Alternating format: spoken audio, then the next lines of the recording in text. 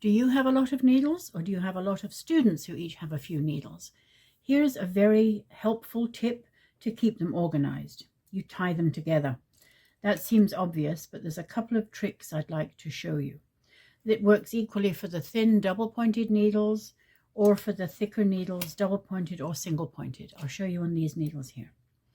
If they are single-pointed and they have a bead or something at the end, then put them kind of nose to toe like this, so that the wooden parts of the needles, or whatever parts of the needles, are close together.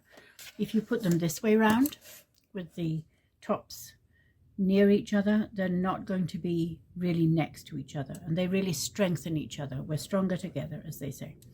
So like this, take a piece of yarn, any piece of yarn, leave an end that will be okay for tying, and wind around about 7 times. This is the trick. If you just go once or twice around and tie it, they're going to like swivel on each other, and that's not going to do what you want it to do. So if you go around, I say 7 times when I'm teaching it to children. 6 is okay, 7 is okay, 4 is not enough. So I'm going to hold it here. I'm going to go 1, 2 quite tightly, 3, 4, 5, 6, 7. Now I can squish it together and it's still tight.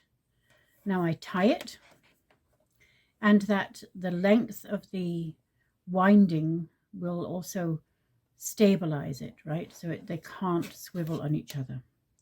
I just tie it in a double knot.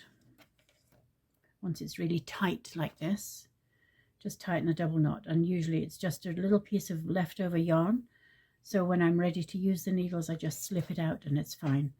But these are really, see, if I put them like that, they're going to swivel. But if I keep them next to each other like that, they're actually really, quite firm. The more winding, the better. And it also works, of course, for double-pointed needles like this, to keep all of the set together really quite easily. So good luck and enjoy.